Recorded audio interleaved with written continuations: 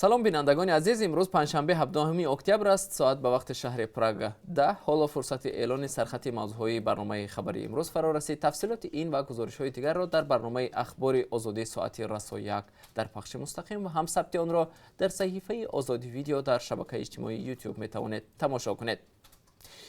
کنگره ایالات متحده آمریکا در نامه به پرزیدنت تاجیکستان مسئله فعالیت بیوروی رادیو آزادی در دوشنبه را مطرح کرد. در این مکتوب که روز گذشته به دست سفیر تاجیکستان در آمریکا سپرده شد، هیئت مشاوره آزادی مطبوعات کنگره آمریکا از برخورد مقامات تاجیک در نسبت کارمندان بخش تاجیکی رادیو آزادی اظهار نگرانی کردند. هیئت مشاوره آزادی مطبوعات کنگره آمریکا ذکر کرده است که ادامه یافتن چنین وضعیت احتمالاً به مناسبت‌های آمریکا و تاجیکستان شاید لطمه بزند. در این باره در برنامه خبری امروز صحبت خواهیم کرد. نتیجه ابله‌ها یک پایش را شکست و دیگری را بیهوش کرد. بعضی ساکنان واسه میگویند دعوت نواسگران به ارتش تا رفت به افراط تبدیل می شود و فرزندان آنها را بدون دعوتنامه و خیلی دغلانه می خواهند به خدمت برند که در نتیجه سلامتی آنها ضرر می بیند. در برنامه امروز دو چنین حادثه را برای شما نمایش خواهیم داد.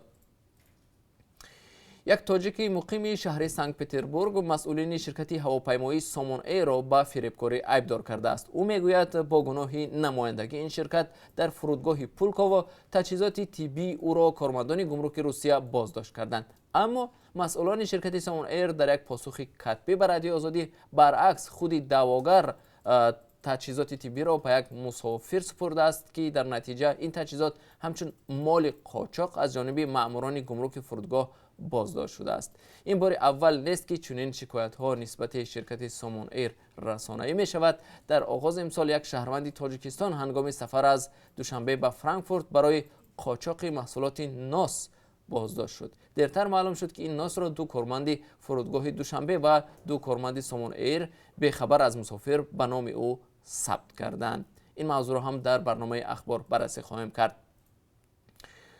آماده‌ام چند سال خود را قربان سازم اما از شرف خود حفظ میکنم. این پاره از ترانه رپ سمرالدین رجبوف زاده تاجیکستان است که عین زمان در مسکو در بازداشتگاه است. او 16 اکتبر در مرافعه دادگاهیش به سوالهای دادرس با یک ترانه رپ پاسخ گفت.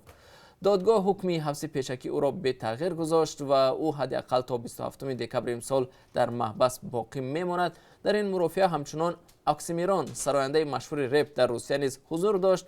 او با سمرالدین چی وعده داد منتظر باشید، در برنامه اخبار برایتان خواهیم گفت. کردها میگویند با آغاز عملیات نظامی ترکیه در شمال سوریه صدها نفر از اردوگاه عین عیسی فرار کردند و در بیابان قرار دارند. دیپلمات‌های غربی گفتند که فعلا کشورهای اروپایی تلاش دارند یک برنامه سریع انتقال هزارها جنگجوی محبوس داعش از محبس شمال سوریه به عراق را تحریزی و عملی کنند تا از فرار جهادیان و بازگشت آنها به اروپا جلوگیری شود. ادامه برخوردهای نظامی احتمال فرار جنگجویان بازداشت شده را تقویت می‌بخشد. گزارش خواهیم داشت در برنامه امروز در این باره. بیننده ارجمند، ما هر لحظه خبر و حادثه های تاجیکستان و جهان را پیگیری میکنیم و اگر در این فاصله وقت حادثه دیگر روی داد حتما شما را در برنامه اخبار با آن آشنا میسازیم. تا کمتر از 3 ساعت دیگر ما را در پخش زنده در صحیفه آزادی ویدیو در شبکه اجتماعی یوتیوب و هم صحیفه های آزادی در فیسبوک ادنا کلاسیکی همراهی کنید.